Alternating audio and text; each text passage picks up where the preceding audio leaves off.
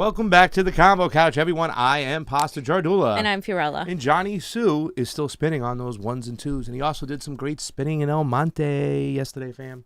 Yeah. If you haven't checked it out, please go and check it out. Jonny, where can they find it?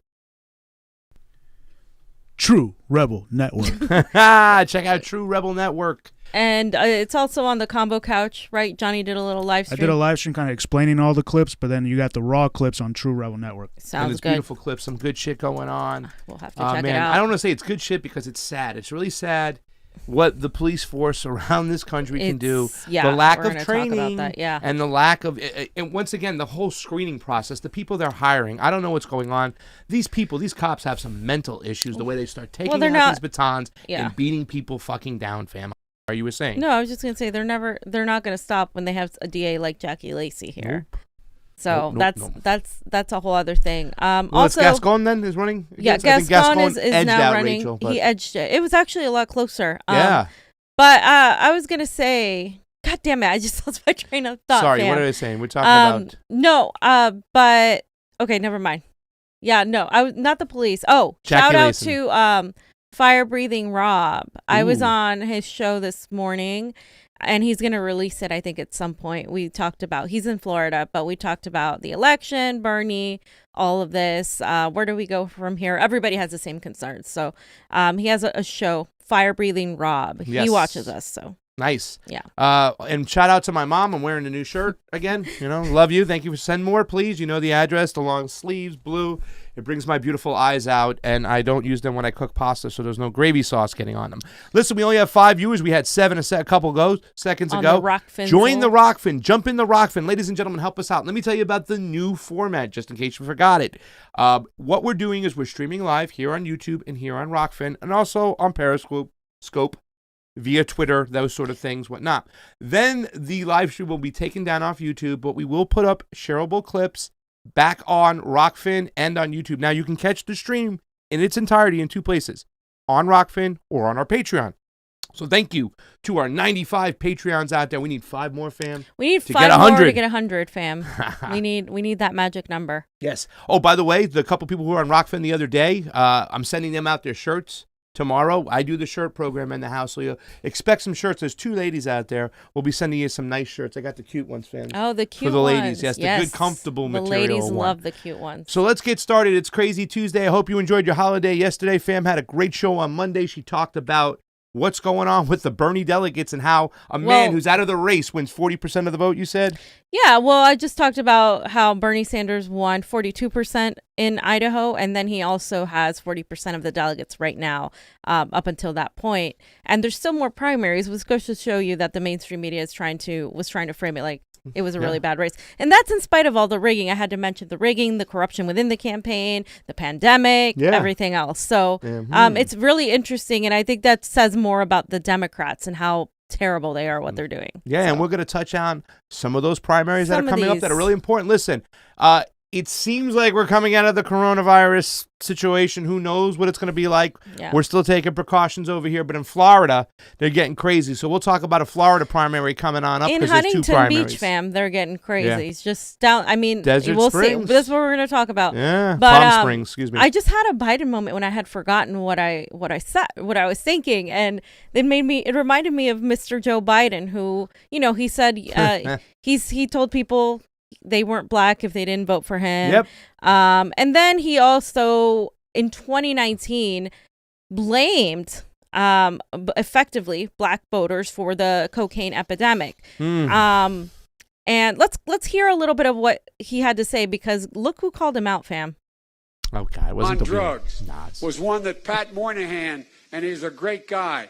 You remember the crack epidemic came from the Bahamas, and we were told by medical doctors at the time that because it permeated the membrane of the brain more quickly, it was the crack you never come back. It was somehow fundamentally different than someone in a beautiful neighborhood like this sniffing a line of cocaine would get not automatic sentence for. On drugs was one that Pat Moynihan, and he's a... Okay. And then, so... What's his name? Pat Moynihan. Pat Moynihan. He says it's way more dangerous, fam, so we got to listen to this son of a bitch, and we got to punish people of color more. harder than white people. Mr. Crime Bill, right? And then he was also the second part. He goes on to talk about this, and in retrospect, I'm going to talk about what exactly it's. He blames it on black people, but the CIA, of course, our CIA that overthrows governments and causes regime change in multiple countries, was actually responsible for the cocaine and crack epidemic. To the core.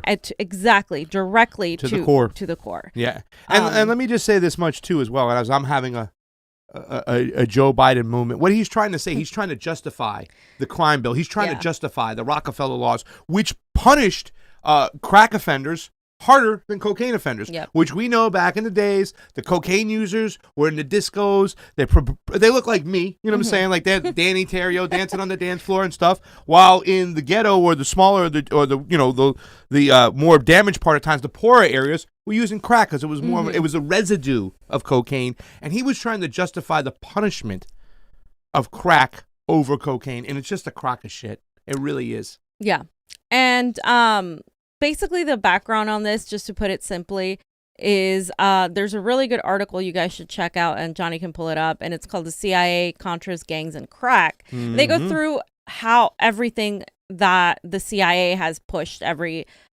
person, and they talk about crack and what specifically, of course, this happened in Los Angeles. That was the capital of crack cocaine. But he goes on to say, in August of 1996, the San Jose Mercury News initiated an extended series of articles linking the CIA's Contra Army to the crack cocaine epidemic in Los Angeles. Based on a year-long investigation, reporter Gary Webb wrote that during the 1980s, the CIA helped finance its covert war against the Nicaragua's leftist government through sales of cut-rate cocaine to South Central LA drug dealer Ricky Ross. This series unleashed a storm of protests spearheaded by black radio stations in the Congressional Black Caucus with demands for official inquiries. Okay, Pasta, what can you tell me about Rick Ross and how that whole thing went down? Well, what was going on, and we've talked about this before, and first of all, I just want to say, like, when it comes to the crime bill and it comes to the Rockefeller laws, as far as treating crack cocaine on a different level than cocaine, it's like giving somebody a harsher penalty for smoking a spliff, which is tobacco with a little marijuana, than giving somebody who got arrested for like shatter, which is like pure, intense THC. In other words, they're trying to justify and say that this is harder on you when it's a lot less of the actual drug and the substance itself than like cocaine was. And remember, it's the residue of cocaine.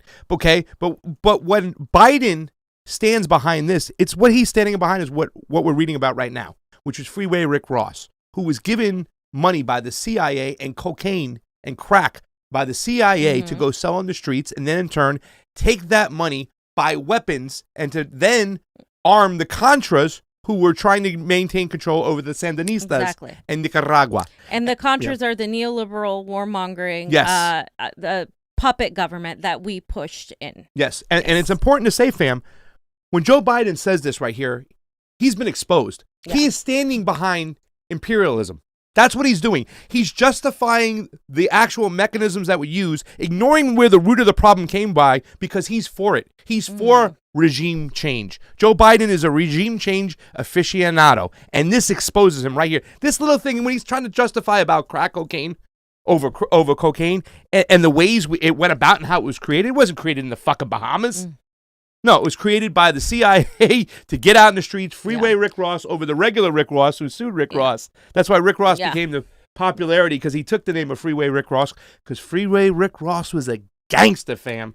Yeah, and it just shows you how Joe Biden would be as a president. Like, he would just continue the disastrous criminal prosecutions. He wouldn't reform our criminal justice system. And of course, it also tells you this: he's on the side of the CIA and the military-industrial complex. He's an because imperialist. That's how deep it goes. It's more than him just being racist or racially blind, because he is. He's blaming a minority. It's always easier to blame the minorities for everything. He's literally doing what the Democrats criticize the Republicans of doing. That's what Joe Biden was doing a year ago. When we could have stopped him.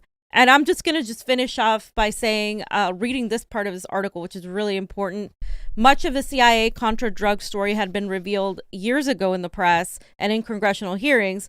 The Mercury News series added a critical missing link. It followed the cocaine trail to Ross and black LA gangs who became street-level distributors of crack, a cheap and powerful form of cocaine. The CIA's drug network, wrote Webb, opened the first pipeline between Colombia's cocaine cartels and the black neighborhoods of Los Angeles, a city now known as the crack capital of the world. Black gangs use their profits to buy automatic weapons, like Pasta said, sometimes one from the CIA-linked drug dealers. So this does a whole link all the way up to the Colombian drug war. So this is our war on drugs. We funded the war on drugs to fund our CIA operations. That's basically it. There's no if, maybe, no. These are facts. Yeah. That is the truth. And these things go deep rooted. This is the reason why the NED and all these other NGOs were created, because they got caught with their hands in the cookie jar.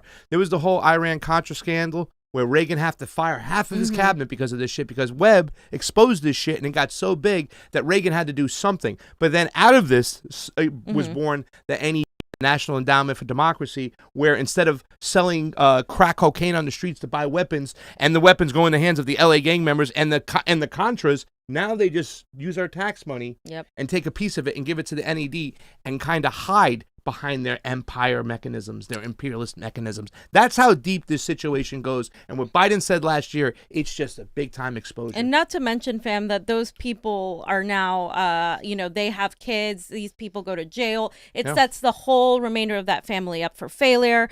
And then you have the private prison system, right? Yes. Absolutely. That's another money funneling machine. And Webb, who exposed the story on Mercury News, was pushed out by the mainstream media. The New York Times, if you read the article further on, which I recommend again, the New York Times and the mainstream media completely denied Mercury News's report, Webb's report, and he was pretty much discredited. Yeah, he was pushed thrown out of that by whole everybody else. Because that, once again, that's at that time the elites were starting to grab up all the media avenues, and they kind of shunned him.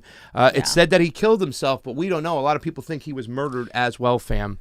So before we get on to the next topic, can I say hi to some people on ROKFIN? Real quick, so to summarize, Sorry. You're saying that the CIA funded drug dealers in the U.S. Got the drugs from Colombia, and basically created a culture in the black community. Yeah. And then also created private prisons. At that time, private prisons. So what you're getting to is that in a way that is a form of keeping people imprisoned, enslaved. I mean, I'm not even. It is. When It's I a say form of control. That is what they did, and they didn't do it only to the black community. They did it to the Latino community. Yeah. You can look at The throughout LA. Sandinistas. And look at the gangs, and a lot of kids. We have our friend Jen Aber who works with the prisoners, and a lot of these people immigrated from other countries. And so now that they have a criminal record, if they get released, they're going to be deported to their countries, and then they will meet their fate there because they were part of that like MS-13 or whatever gang, and they have to pay because that's how it is. And that is what we have done with our foreign policy and our criminal justice system flat out. This is a perfect picture, Johnny, of imperialism right here. This is imperialism right here. And this is the whole system. This is about... This is a tie. How you tie the foreign policy imperialism to our very people here in the city. And the domestic policy, too, that was going with it. Right. To say, once again, can you imagine getting more punishment for a spliff? You have a joint that has marijuana and tobacco in it. Tobacco's legal. Nicotine. Little marijuana, you know what I'm saying? But the little amounts of marijuana, you're going to get punished harder if you were found with a sheet of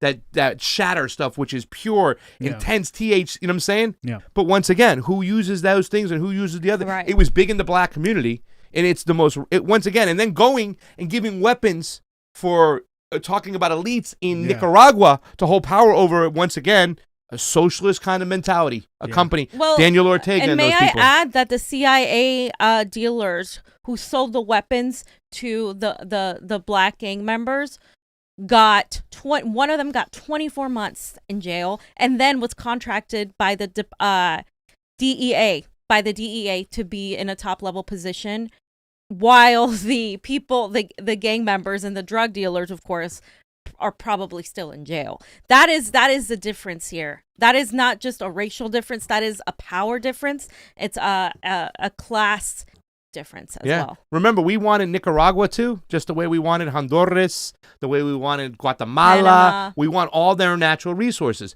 Fucking bananas.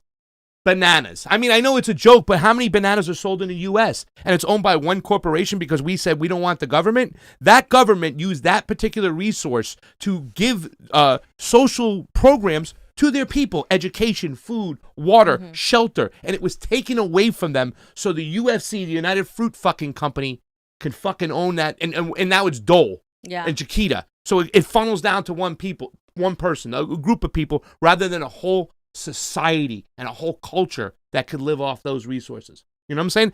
They pretty much took the freaking bananas and took it for themselves, socialized it. You know, for the resources to create capitalism and then to put down any socialism in the world, especially in Latin America. They don't want these brown people. No, they don't want to. We can't see they're getting education. They're having a great society. You know what I'm saying? And it's just a shame. Now. All right, listen. We had 13 people on the ROKFIN. That is good. Elijah Logan, Fred Edward. Hey, you too. You hit me up, theconvocouch@gmail.com. Let me know your shirt size. This is like Oprah Let me with know the shirts. Yes, and you get a shirt. Well, I have some still left from a nice big batch that I got. Oprah, Jardula. Elijah, Fred Edward, convocouch@gmail.com. Send us your size, your mailing address. We'll get it out. Being the first 2 people on ROKFIN today, there's 15 of you there. If you got a few bucks to endorse us for $9.99, you got that fucking unemployment check, use it on the Convo Couch. Sorry, I love to say that stuff. Yeah, you do. It's funny, though. It's great. Use it for your rent. Yeah, use it for Use it for food. Use it for food. You got it. Use it for food. And a nice T-shirt to eat my sauce in. Okay, so Clinton, because this just goes right along with it. Here, moving on to U.S. imperialism. Yeah, part 2. So Hillary Clinton, this video has resurfaced, and I vaguely remember it. I know you had a thing with somebody, but this is Clinton right here. This is scary. People have been retweeting this constantly for the last 24 hours, and people are like, oh my God, this is so scary. And this is one of the reasons why I say I think Joe Biden is not the lesser of evils, because Joe Biden is just like Clinton. Remember, she was in his administration. They will push a new Cold War with China. They're already doing it. Yeah. Let's listen to what she has to say, too. Gotcha. I got some comments about this. Yeah. So we're not going to go there. We're going to do what they tell us. Imagine, Rachel, that you had one of the Democratic nominees for 2020 on your show. And that person said, you know, the only other adversary of ours who's anywhere near as good as the Russians is China. So why should Russia have all the fun? And since Russia is clearly backing Republicans, why don't we ask China to back us? I hereby tonight ask China. That's right. And not only that, China, if you're listening, why don't you get Trump's tax returns? I'm sure our media would richly reward you. Now, according to the Mueller report, that is not conspiracy because it's done right out in the open. So if after this hypothetical Democratic candidate says this on your show, within hours, all of a sudden the IRS offices are bombarded with incredibly sophisticated cyber tools looking for Trump's tax returns, and then extracts them and then passes them to whatever the new WikiLeaks happens to be, and they start being unraveled and disclosed, nothing wrong with that. This woman's a psychopath. How can we miss you if you don't go away, Hillary? Okay, so the thing that really got me was the media will pay you. Like, she knows the media is controlled by them. Like, she knows. Like, she's very aware. She's just she's blatantly, arrogantly displaying how much power they have. That's what this whole. It's scary. She's like, oh yeah, we can just do this. We can. I mean, she's promoting a Cold War with China. She is, and that's the whole thing. And I would like to pat myself on the shoulder for always being. I don't want to say pro-China. And once again, listen, I don't want to become China, but once again, just like Tom Steyer said, they have to be our frenemy. Okay, this type of rhetoric is so bad. This narrative that China's evil, and they've been pushing this left and right.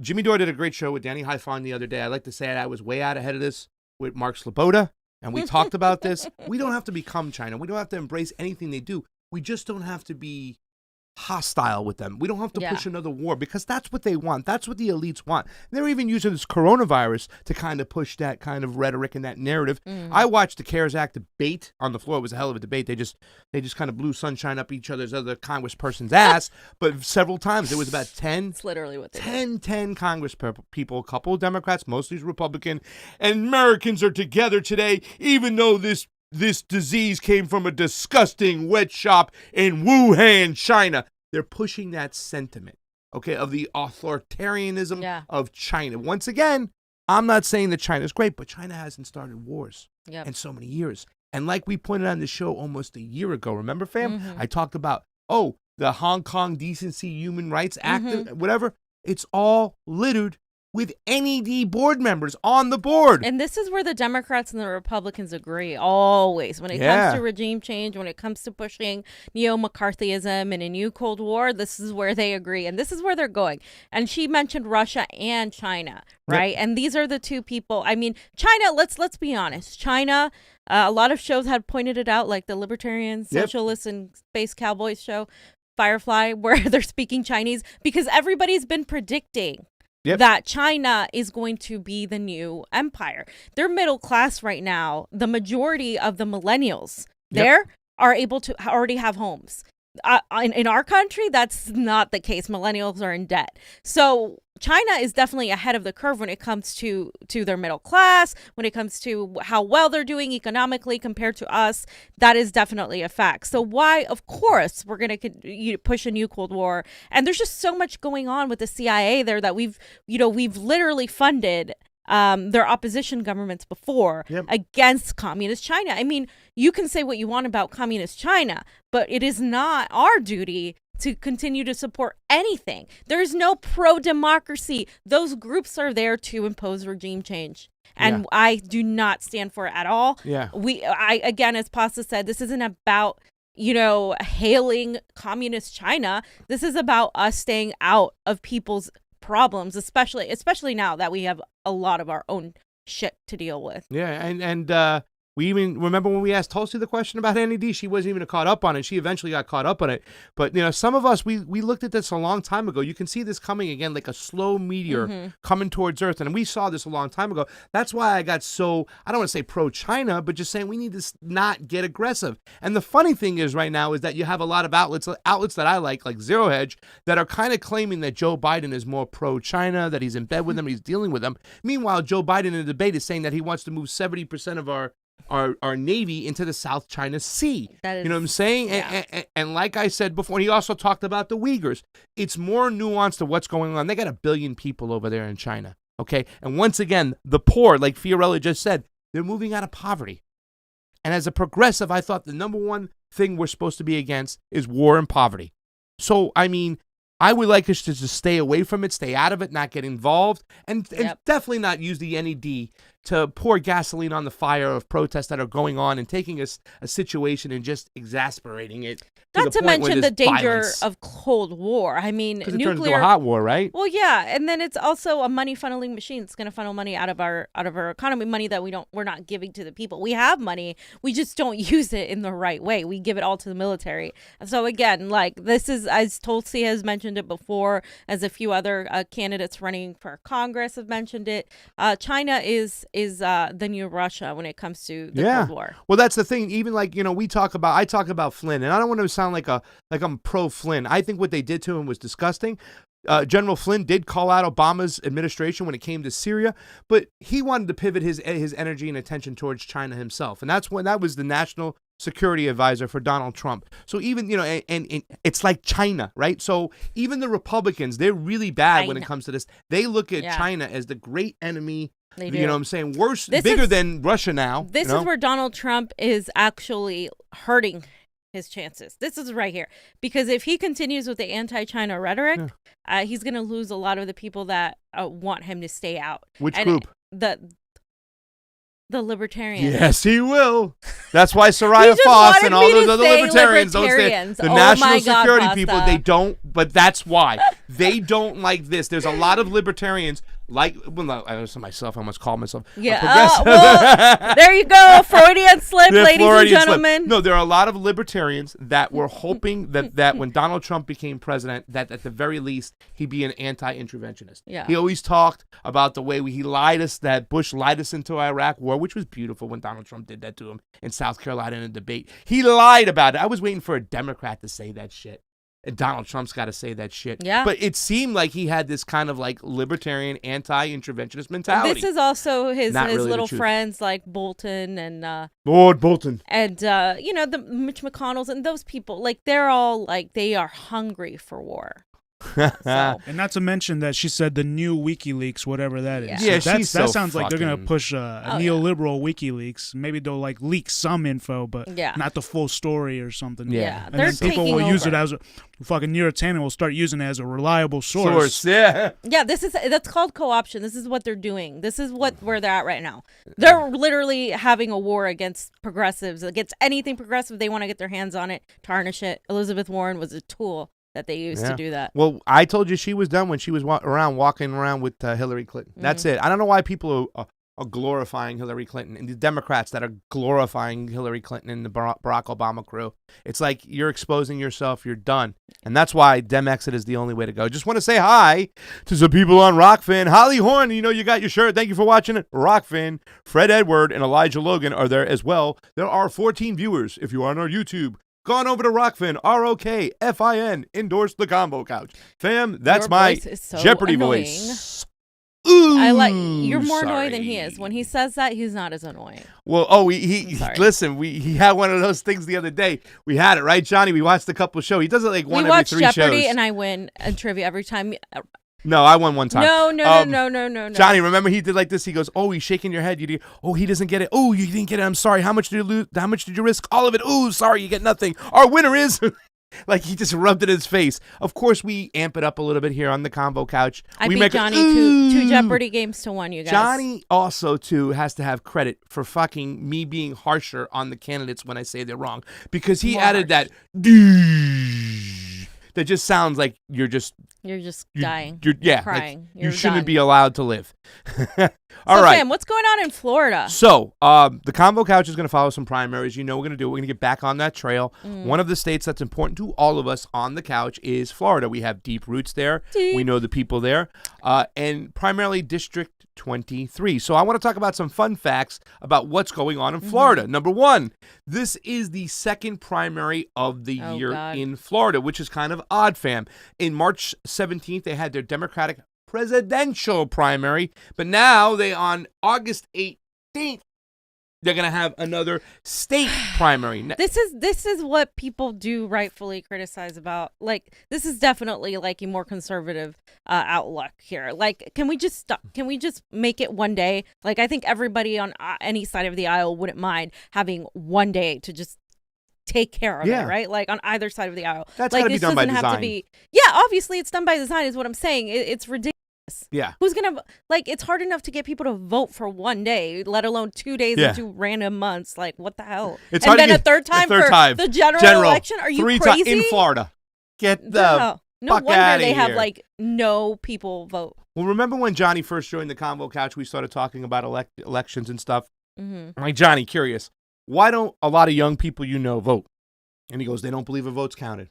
Plain and simple. That's the number one reason. Yeah. But even this tactic is another form of suppression, which goes to a conservative establishment kind of candidates on the ballot. Debbie Wasserman Schultz is now protected because it's split 2 days, because if your progressives go out and vote for Bernie Sanders, they would have voted for Jen Perlman this time. They would have voted for Tim Canova last time. District 23 is both in Broward and Dade County, folks. Now, this is kind of interesting, fam, because it sits on 2 different counties and 2 different voting systems. All right? Debbie Wasserman Schultz, her district has been the epicenter of cheating, and she looks to screw over Jennifer Perlman this time. Great candidate. We had her on the show several times. We love Jen. And she's already screwed over Tim Canova twice. Yeah. Right? Yep. And the reason why is both of these counties are using ES&S systems, which is one of these big corporations. So when you told me... Yes. There's 2 different types of... one in Dade and one in Broward. Yes. Okay. So the one in Broward is like ours. Yes. Okay. Ballot marking device. Okay. So in Broward, which is the majority of her district, it's the ballot marking device that prints out the paper trail or the paper ballot, I should say. But in Miami-Dade, they use the DRE. Okay. The touch tree. But one thing I want to talk about before that, because I want to go over number 4 here real quickly on my notes, which is we talk about open source. There is proprietary software in these machines. We can't look into the black box, right? But the thing that's interesting about this company, fam, and this company has about 40% of the machines across the country, is not only do they say that their software is proprietary software, they say who owns them is proprietary. In other words, what's going on, and I have this article here right now, and it says voting machine companies, the names of our parent companies are trade secrets. So when a North Carolina State Board of Elections asked the voting machine companies whose products were used in the state elections, who owned the companies, both election systems and software, and Hart claimed that the answers to the questions were proprietary, confidential trade secrets that would devalue the companies if they were divulged. So they use the excuse that they legally can't say anything. Exactly. In other words, they're shell companies of another shell companies of another shell companies. In other words, you can't travel down these rabbit holes to And that's find how they out get who away won. with it. They do get away with it, but more than anything, it just shows you the elites are having cover right now. They own our elections, and that's something we have to face. And by saying so, when we're talking about these ballot marking devices that are in Broward County, in Dade, they have these DREs. So and this is worse. This is worse. We talked about this when we had Mr. Breaky on the show. The DRE touchscreen machine. In this case, it's the iVototronic. It sounds good. It sounds like a Decepticon is the fucking machine. And it is in Florida. There is no paper trail associated with this at all. That means that the only way to recount, with my air quotes, Mr. Rick Sanchez, the vote in Miami-Dade County would be to simply run the same machine that did the original count, in case there is no reason to believe that the count would be any different on the recount than on the initial count. Oh, there isn't, huh? Oh, no, fam. And here's the thing. Proprietary software, you cannot see what's going in. Okay, so you're telling me that, for instance, here, the ballot marking devices you guys have seen in our show, where we, you insert the paper, you get a printout, you read it, then you insert it back, and then that's your paper trail, which is still bad enough because it's not really, it's still from the computer, blah, blah, blah. Enter it in, you touch the screen, you enter the thing. Now, the reason why they have the ballot marking devices in the first place is, if you remember in Florida with the hanging chads, that's why I think George Bush signed into law an act that says that no longer can they use can you touch it with your hands. But some counties were kind of fighting that whole situation. But in Florida, they went full-fledged with these machines. And they use this, once again, company which has a black box voting machine. You can't prove to me it's real. So that one doesn't give you a piece of paper. That's the difference. Well, the DRE, which is the direct recording electronic, you touch the screen, there's no paper trail. So anybody who fixes anything in the inside of the machine, and we can't look in it once again, right? It's proprietary software. Well, there's USBs, SD cards, they and all found in these, they were having modems. Even Johnny found out when we asked the question, there were SIM cards in New Hampshire. New Hampshire is supposed to be one of the better states when it comes to our elections. So it just shows you that our elections are really screwed up. Wow. And the DREs are in half the county, and you better believe that Debbie Wasserman Schultz, she has the connections to fix those machines. She has the connections to beef up the mail-ins. So it's going to be really hard for Jen Perlman to beat her. But we're rooting for Jen. I wrote a quick synopsis, okay? Our publicly funded elections are owned by private shadow companies that are shell companies of other secret shell companies. Literally, fam. Literally, fam. Yeah. There are many avenues in which the elites screw us with our elections. They can suppress the late progressive vote by causing huge lines and blame it on faulty machinery and the poll workers. They can skim or boost the mail-in votes for candidates of their choice. And one we like here, they're kicking people of color to provisional ballots by changing their registration status or just saying that it's the same thing. However, and this is important now because I'm exposing myself here. I believe the biggest mechanism in which the elites use that affects the vote the most is denying us transparency by rejecting any form of open source software with GPL, which is a general public licensing, fam. This is the area where they can do the most damages because it's owned by corporations that have proprietary software and they can lock it up, but we can't even go in there and look.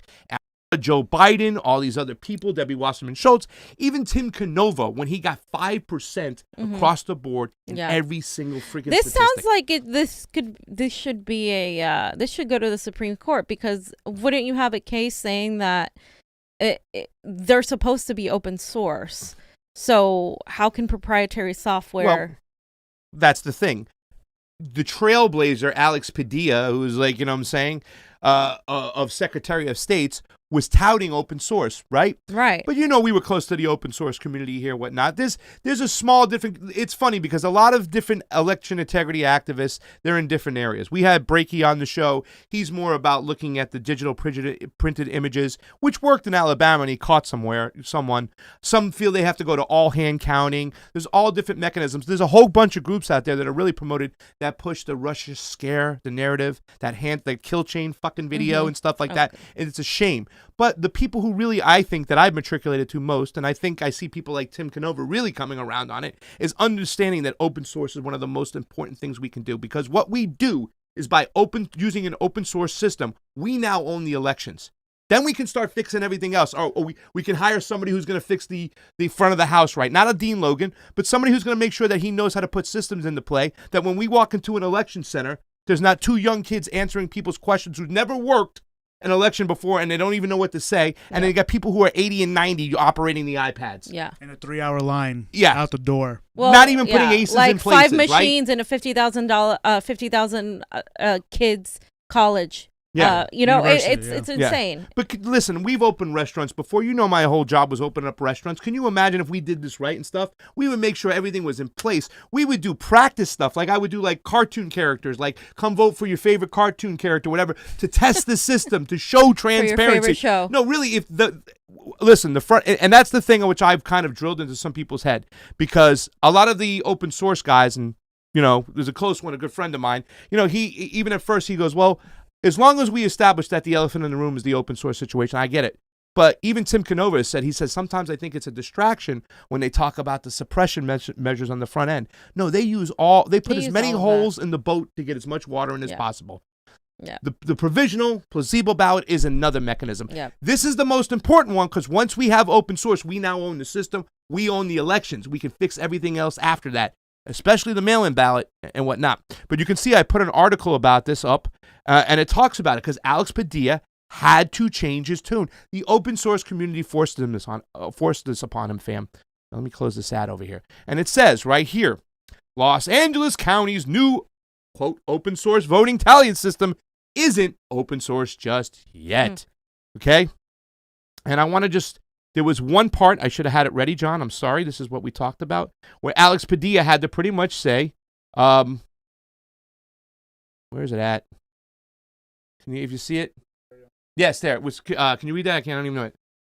With security on the minds of election officials and the public, open source technology has the potential to further modernize election administration, security, and transparency. California's Secretary of State Alex Padilla, who certified the new system on Tuesday, said in the press, the one catch, the new system might not count as open source just yet, as the agency that created it hasn't shared the underlying code with the wider programming community, which is the exact opposite of open source. Well, yeah. So just say it's not open source. It's not open source. And wouldn't you know, fam, it wasn't MSNBC. It wasn't CNN. It wasn't even Fox News.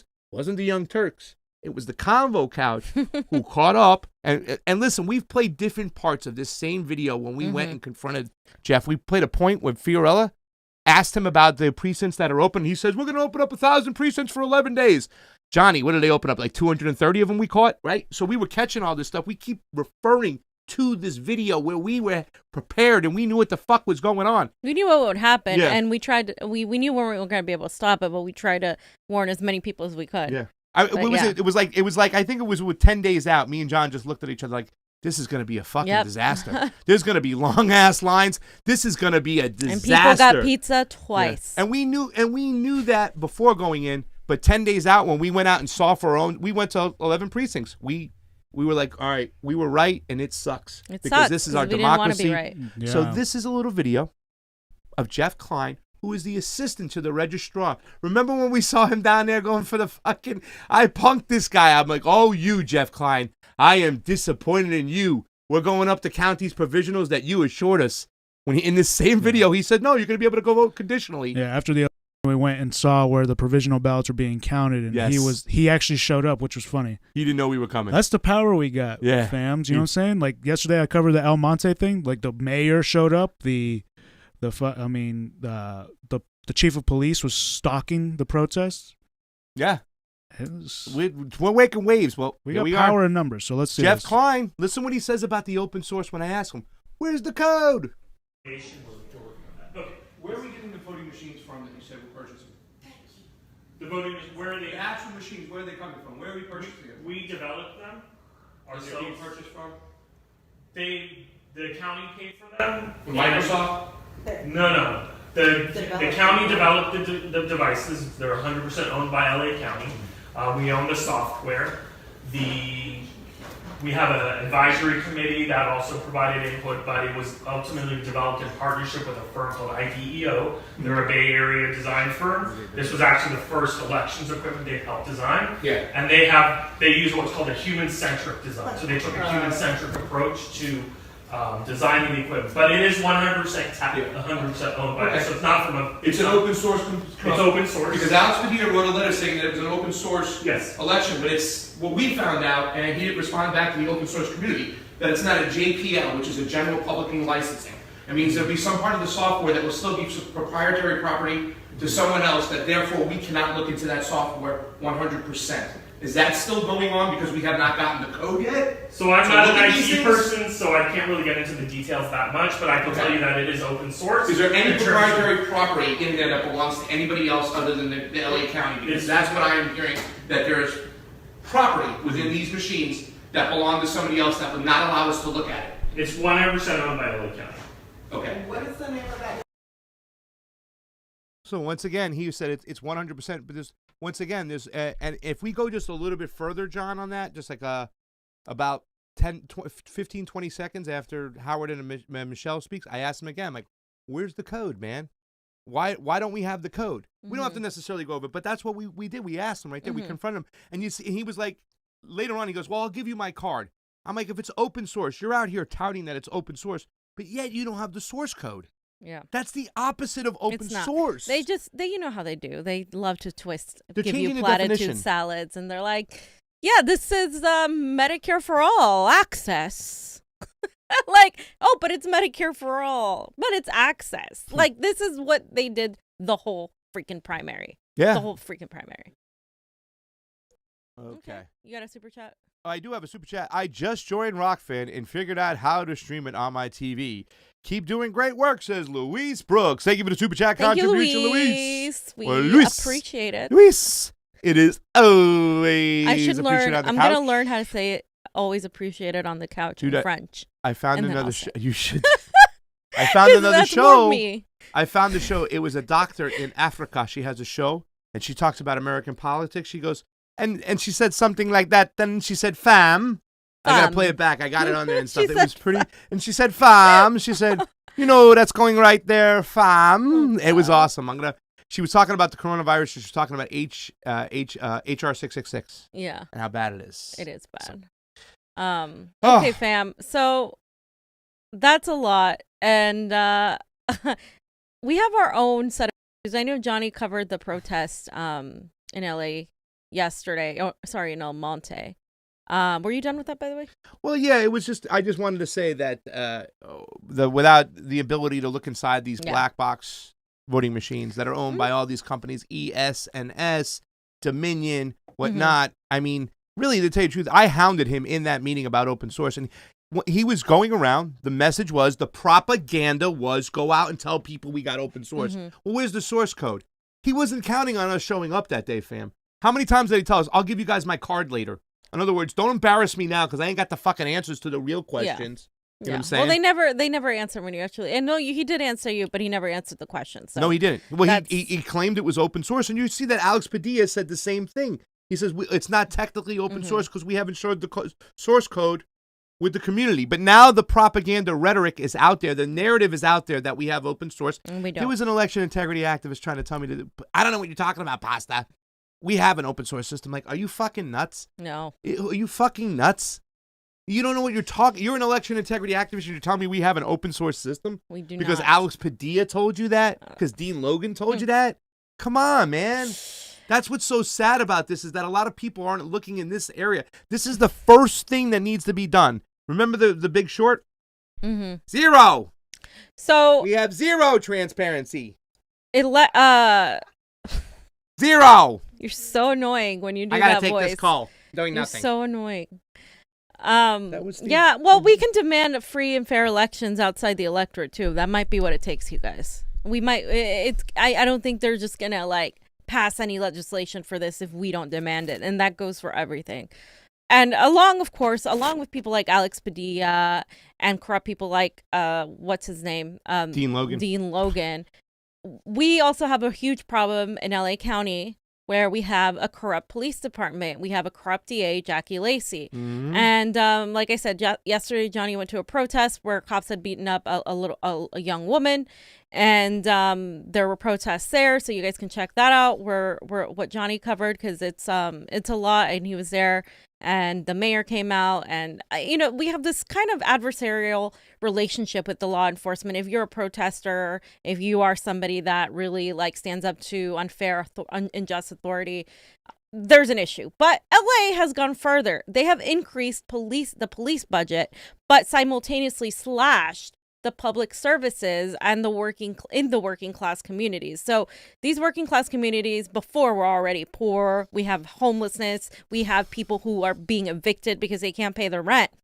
Then the pandemic came and it made it all 10,000 times worse. So The Intercept did a really good investigative article on New York and LA because there's parallels there. We have wonderful Cuomo, we have wonderful Newsom. They're all great. They should be president, right, Pasta? Yes, ma'am. And Two of the corruptest motherfuckers, we got them. Just to summarize parts of the article, you guys. I'd rather have Ron DeSantis as my governor than those two jerk-offs. I don't know if I go that far. Well, all right. But I just want to prove a point that it's... No, they're bad. They're bad. They're bad. God. Hey, DeSantis was good on try to clean up that water and get after Big Sugar because he wanted tourism to come back and he wanted to scot all money. We understand that, but the other ones they ignored that shit. So in LA, the police department in the agency is a lone city agency that is not facing the serious cuts. It is also slated to receive additional funds for police overtime, even as other city workers are furloughed, and then investing in police at the cost of public goods like health infrastructure, education, and social support has a disproportionate impact on poor and Black and Latino communities in particular, the same communities that are also most impacted by over-policing and by COVID-19, which you guys can see in Johnny's video. There's a traditional trope or myth that we don't invest in low-income communities, and particularly in communities of color across the country. But in fact, we do. We spend a lot of money in those communities, but it's almost always entirely on criminalization. So again, this goes back to, this is why it's such a big deal what Joe Biden did, what Joe Biden said, because it's not like they can get away with saying, oh, but we're investing in LA. We have all these millions of dollars going into LA. But where is that money going? That money isn't going to house the homeless. That money isn't going to make more programs like bridge housing for the homeless. That money is going into to criminalizing those poor and homeless people. It is a crime now to be poor. It is expensive to be poor, if that makes any sense. Well, it's crime. We got to fight crime. Yeah, exactly. I'm the guy who wanted the fence so high to stop those drug runners coming in. I'm the guy who wrote the crime bill. I'm the guy who pushed to bomb brown people in Iraq. Vote for me because Trump. And was my Joe Biden better? It's getting better. I like your Bernie. I think your Bernie's the best. I don't know. I thought my Jesse Ventura was the best. Huh. I thought so. He's he's the candidate I like the most. People always go, "You're a Tulsa." No, I'm a Jessel. Jessel. I mean, I love Jesse Ventura, but go ahead, fam, because we're talking Empire. No, we got to talk. I'm just going to say, and the budget, the LA, when you're talking about the police budget, you can't touch it. You can everything else. Yes. You can cut everything else, but it's untouchable. And the mayor's proposal budget slash services and furloughs, 16,000 for 16,000 city employees. And the 10.5 billion plan to include significant cuts to every city agency but one, and that was the police department. And this already took up more than half of the city's discretionary budget, and you can't really question the budget. And Eric Garcetti proposed $47 million in additional funds to the LAPD. This is Eric Garcetti, okay? The guy who's supposed to take care of the homeless, who we were saying, okay, thank you for allocating these millions of dollars to do that. Not much has been done, you guys. And this is at a time when 55% of city residents are unemployed, okay? Yeah. And overall, the proposed budget would cut city investment in housing by 94% and from job programs by 8.9%, while boosting police expenditures by 7.1%. Half of LA City is unemployed. Yeah. Yep. Over half. Actually. Over half. Yeah, right now because they can't go back to work. Let me tell you something about Garcetti. He's Italian, right? But his mozzarella is tough. Tough like fucking shoe leather. Garcetti, you don't know how to make mozzarella. You're disgraziato to the Italians and you're disgraziato to LA. Thank you. Well, and the fact is, this is what I want to bring up too, is that LA and California, and LA in particular, are constantly hailed as progressive areas where, oh my God, you guys must have it so much better, especially when people in Florida or the South, they see what's going on here. But that's not absolutely the case. And this is what they said here. LA somehow has this reputation as progressive. Said another caller, absolutely nothing about this is progressive. The city council delayed a vote on the budget, which is what they always do. And it'll go in effect on July 1st. So this is just, there's little transparency too, because you can't demand to see, okay, can we demand to see what exactly is being allocated in this budget? Nope, that doesn't happen. All these decisions happen behind closed doors. It's not transparent. Let's talk about that too. If you give a lot of money to the police department, you say, hey, I'm going to give a lot of money to the police department for reform. I want to make sure we have a good screening process, that we're choosing the right people to be police officers, not people that will go and take a baton and start whipping on a little girl in El Monte just to get them in cuffs. You know what I'm saying? Maybe we're going to reform. We're going to talk about giving them crisis, instructions or teaching whatnot, so they can learn how to talk more before taking out the baton. Maybe we're going to spend more money in community outreach, so that the police officers become one with the community and look after them and stuff. But no, they're going to spend the money on more weaponry, more, ways to build more prisons. They put more people in them. It's part of the pipeline situation. They're all connected. The finances. Garcetti wants to make sure his friends get their scuttle, and that's the corporately owned prison industrial complex. That's what it is. Is that them beating up the people, Johnny? It's disgusting. Somebody screams. Look at him. Why does he got to wail at his back? What is that doing? Yes, why is he doing that? What sense does that have to do that you're acting out of anger? It is. It's disgusting. Okay. I'm back. Yeah, it's obviously it was all not mistaken identity. And it's obviously not every single cop. I mean, obviously, but come on, you guys. I mean, this has got to stop. It's just too much. There's too many bad apples. It's like Priest. The screening process sucks. Yeah. Who do you let become a cop? You know what I'm saying? You really have to end the training. It takes you 3 months to become a cop, and it takes you years to become a lawyer, and you're supposed to be the boots on the ground enforcing the laws. No. And once again, I think a lot of cops forgot that it's their job to protect and serve us, and it doesn't help the fact that we've made these cities so poor that people have to go and resort to crime just to feed themselves nowadays. And that's what really sucks. And we shouldn't be imprisoning people for being poor. And what kind of message do we send when we take all the weaponry out of Iraq that was used in those wars and we hand them over to the police department? This was from the Atlantic a couple years. Iraq weapons, they wind up in the hands of the police force. And there's an article about it, how the war on terror has militarized the police. All they did was take that weaponry, bring it back, take the camouflage, spray paint it black, and put their own whatever station they work in, LA Police Department, whatnot. That's where a lot of this equipment that was used to kill people in a war zone are now with the police department. So you give the boys with their toys, they're going to get even more jumpier.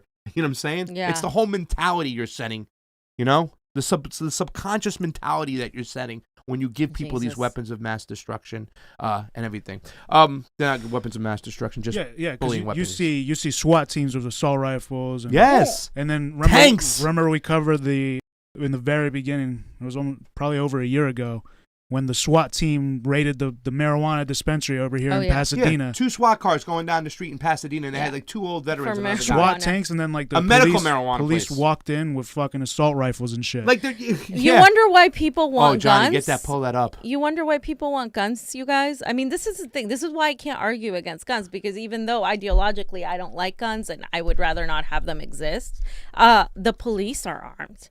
The military is heavily armed. The police are so heavily armed that they're walking into a weed shop with a machine medical gun. weed shop. Are you serious? Johnny, Come can we play on. the short one, the raw cuts, real quick, and put that up there? Let's just play it real quick because it's awesome. Johnny, this is great. Come on now. They're crossing the line. Don't put my marijuana.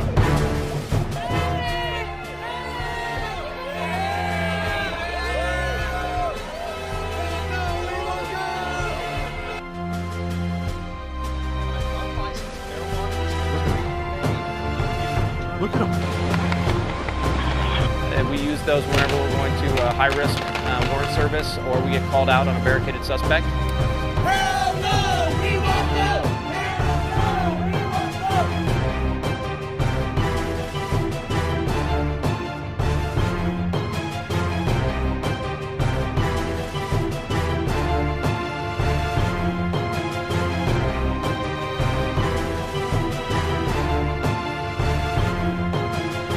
We have patients and then patients no loans and patients wants for the existing shop to stay. They don't want big companies come to the Pasadena. That's the main thing.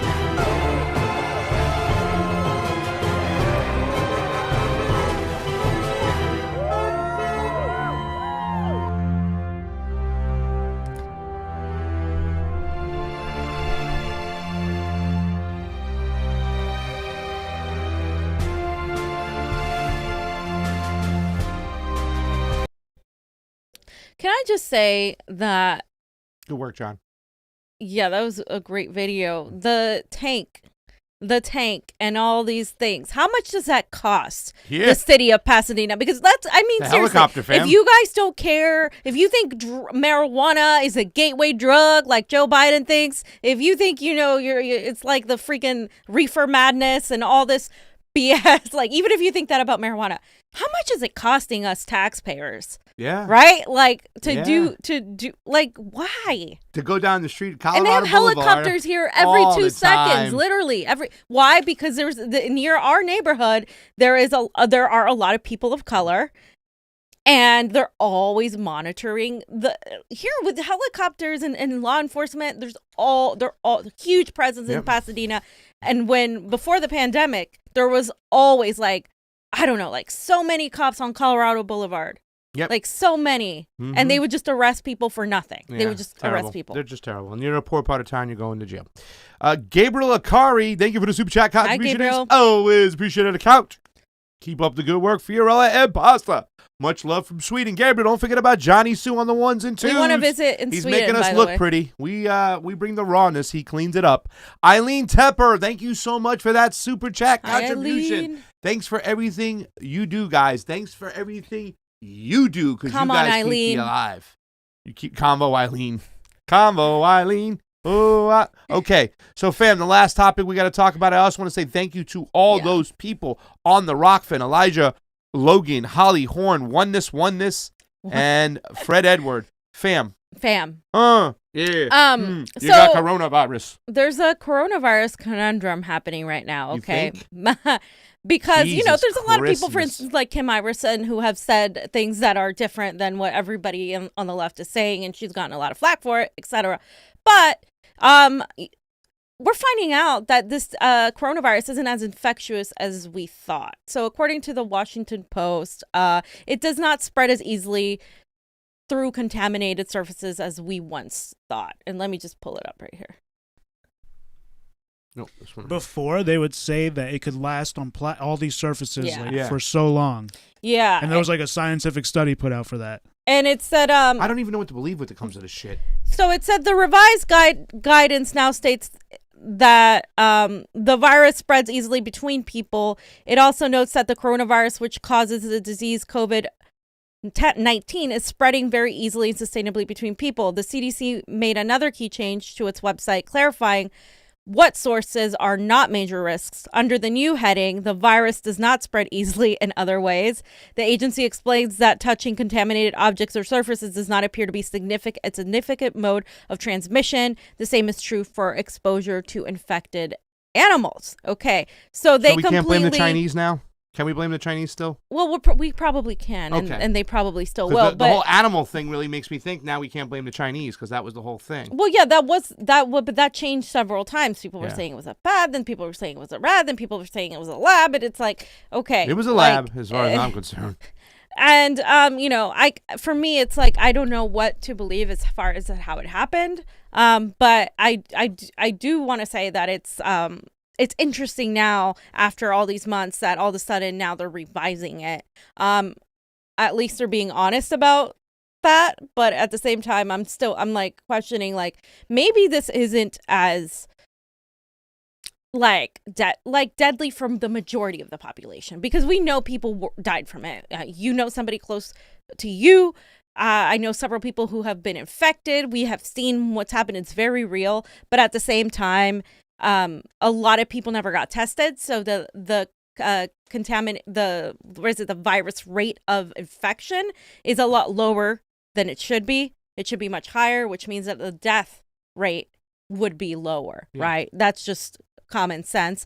And then they also came up with the fact that COVID-19 patients are not infectious after 11 days, according to a Singapore study. So this is still, again, these are different sources that we're hearing things from. Yeah. But after 11 days instead of the previous, I think it was 14. Yeah. So I'm just kind of like looking at this and I'm like, okay, well, maybe, they got some of this wrong. Maybe we were super safe. Not even, right? We kind of reacted late. Tulsi Gabbard was talking about this months ago. Yeah. And we just reacted late. But at the same time, we still took the precautions and we shut things down and people were upset about that and blah, blah, blah. But people are seemingly less concerned, in my opinion, than they were before. And I think it shows not only in the fact that it's summer, but also like in the mass numbers of people that have been going to the beaches, especially this weekend with Memorial Day weekend. It's so funny because we're thinking that they're stopping us from rallying together and get out there and protesting. Yeah. But a lot of countries like, oh, you ain't gonna stop me from going to the beach and getting fucking drunk this right. summer. They just want to go fucking party. So this is my thing. Like, if people are out on the beach, like, fuck, let's make sure we can like go out and protest, because I'll wear a mask or whatever. But look at this. Like I don't want to play ABC News, but there's some pictures they have down there, Johnny, where they're putting there's I think that was the Lake of the Ozarks. Yeah. You were talking about the Ozarks. You want to go out there and party? Well, no, I was saying that like I've been there, like I've been in the Ozarks, and it gets really Fam, they're not heavy even in the wearing summer. masks. Look at how close they are. Fam, they're not wearing masks because they don't. Most of these people don't believe that this is that contagious.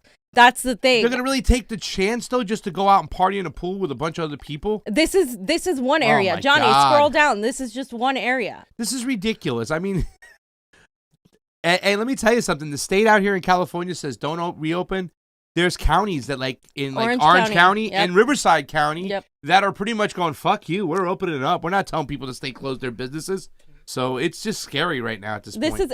It's insane. I want Johnny to go through these because I want you guys to see either all these people. My whole point is, and I put up a poll, either all these people are going to end up sick. This is in Daytona. Yes, Daytona. A person making a rap video caused a commotion.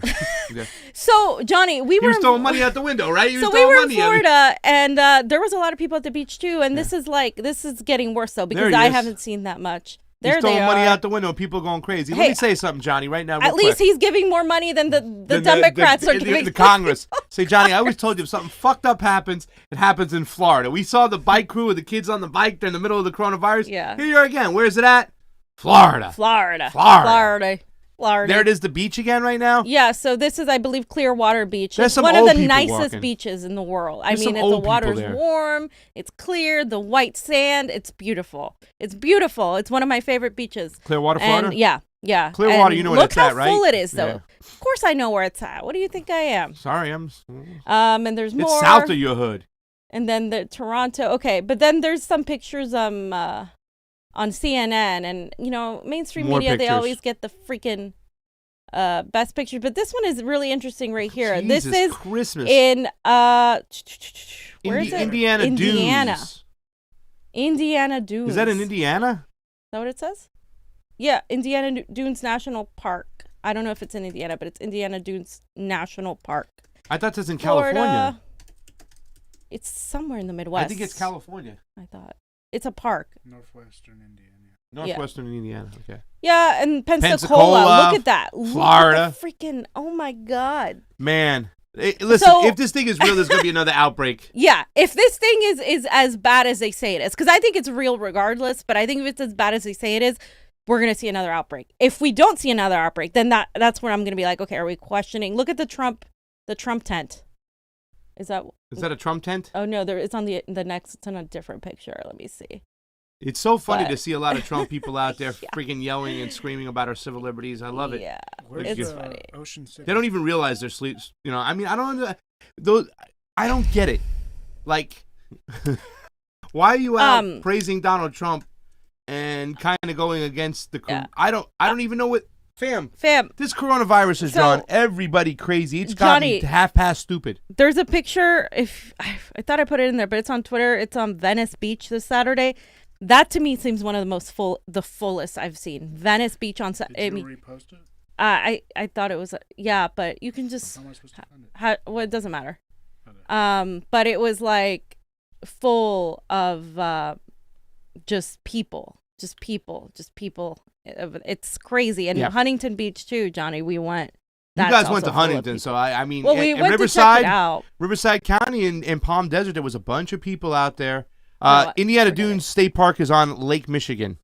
Wow. Rocky, what's going on over there? Rocky's there from ROKFIN, and Jason Arts is there. He's also joined on in. Thank you guys so much. We had 21 viewers. That is awesome. We want to keep pushing the ROKFIN forward. And be careful. Wear your coronavirus Yeah. mask. I don't even know what's So going to happen.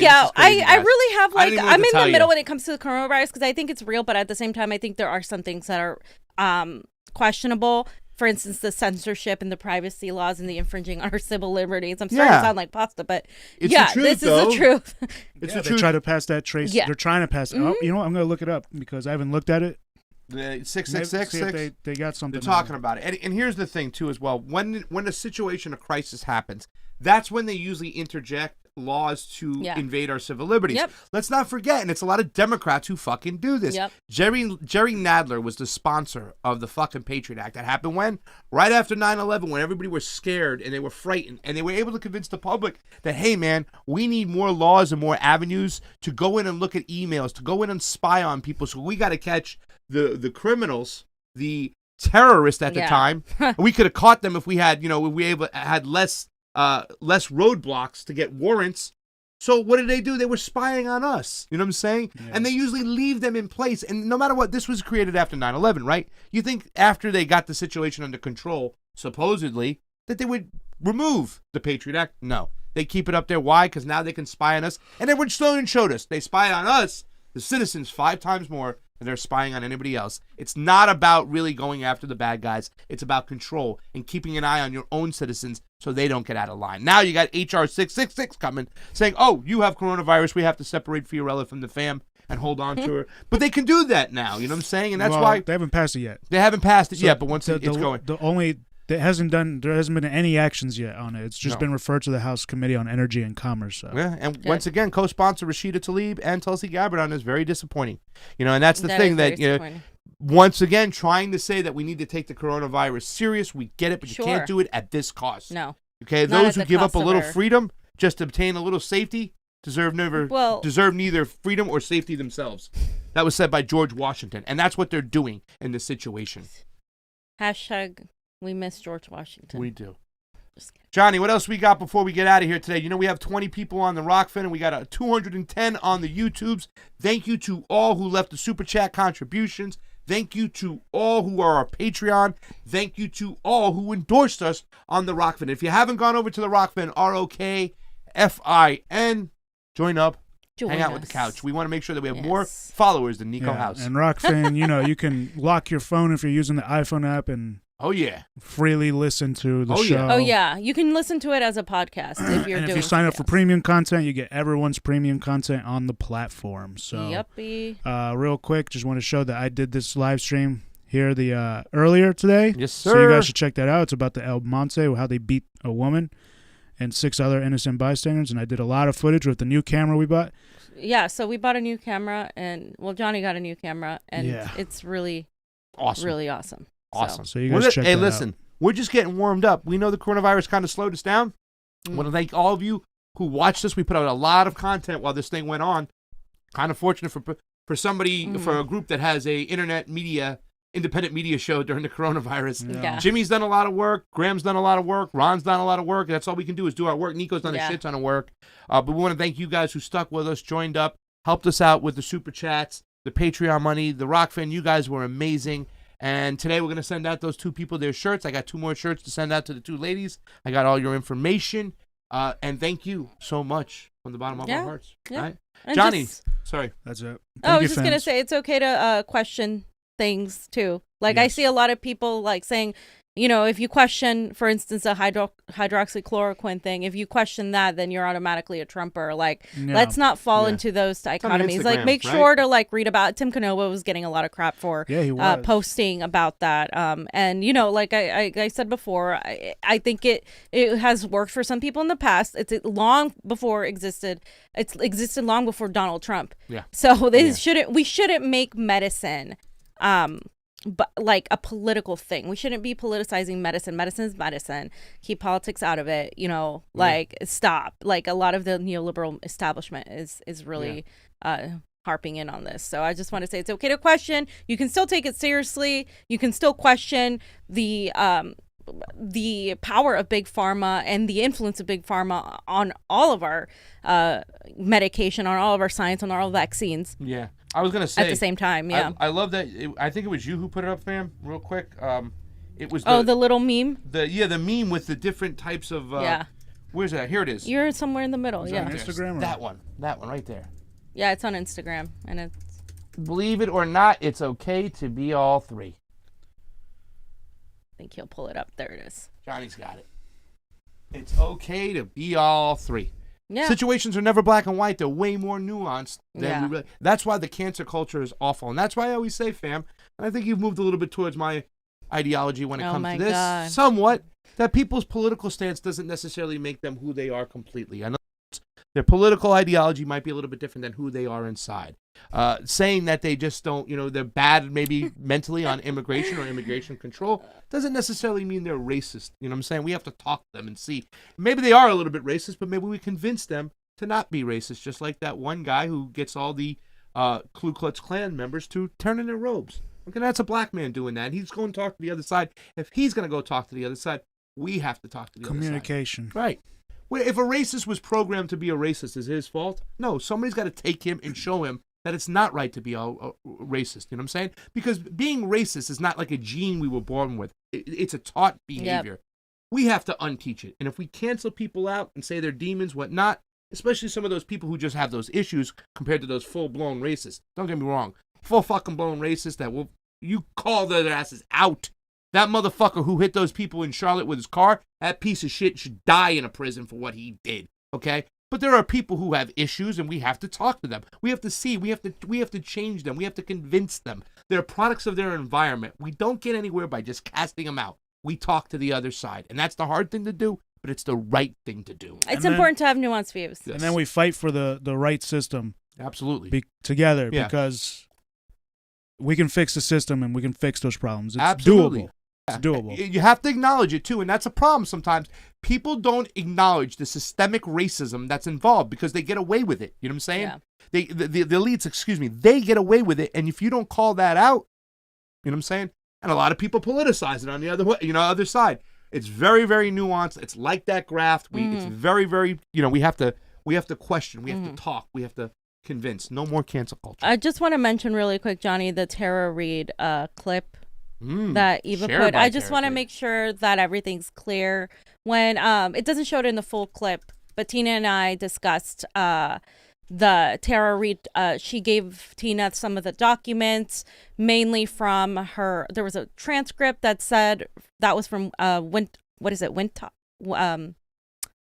forget the name of the university, but it was her bachelor's. No, her bachelor's degree university. What is it? Antioch. It has such a weird name. I can't remember it. And then we also had the law degree is what she gave us. And then there's a transcript from the other one. So while she doesn't have the certification of the bachelor's, you cannot be allowed into a program. It's nearly impossible to be allowed into a program for law school when you haven't completed a bachelor's. So the people that are saying that she never completed the bachelor's, she's saying, look, this is my law degree from this university. There it is. She wouldn't have gotten into it without having a bachelor's degree. So I just want to make sure that that's clear. And she shared our tweet, so that was really cool. Well, she shared the YouTube link. The YouTube video. She tweeted that was pretty cool. So much love to you, Tara. An abuse. Stay strong during this time.